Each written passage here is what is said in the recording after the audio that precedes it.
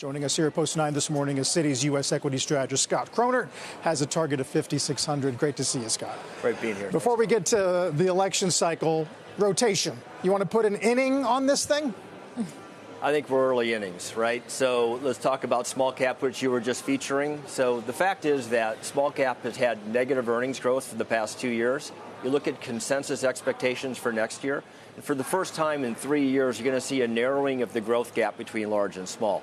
Absolute valuation, super attractive. Relative valuations off the charts, but explainable because of the mega cap growth leadership.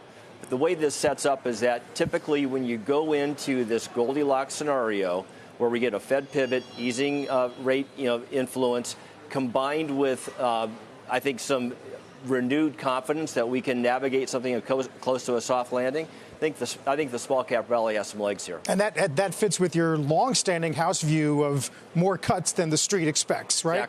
Exactly. How many? Well, the house view is still for 8 cuts between now and a year from now. I get a little bit concerned that what comes with 8 cuts is a little bit more dire economic circumstance. I'd be happy with 4. 4 in the next 12 months? Yeah. So basically quarterly or so, right? Yeah.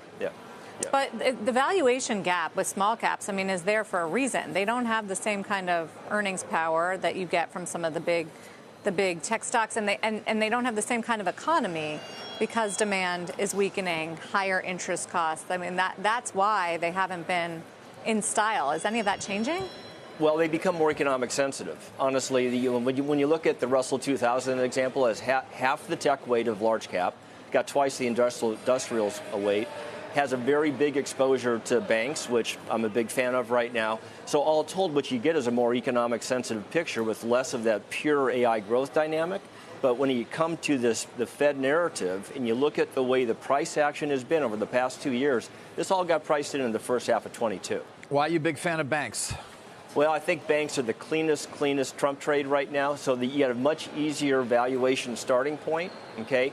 As we get to this Fed pivot point, steepening curve, even if it's a bear steepening, should be net positive for the fundamentals.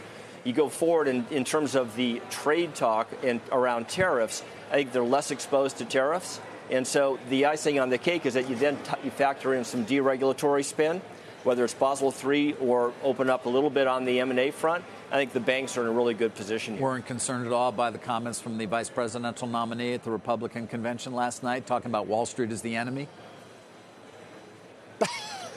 That's a good one. Was that a yes or a no? That's one of the greatest responses ever. That's a different discussion. I'm not overly concerned about that right now. Okay. I think fundamentals win out here, and I think the banks are going to be in good shape. And like I said, the bigger issue for me anyway is how to think about Trump tariffs.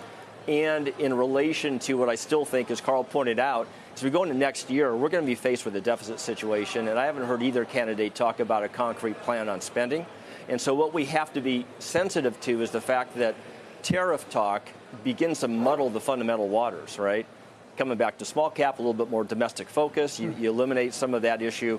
All told, I think what we really have to keep an eye on are the candidate policy platforms from here as it pertains to the setup for next year, which is we're going to go into the beginning of next year with debt ceiling drama coming back.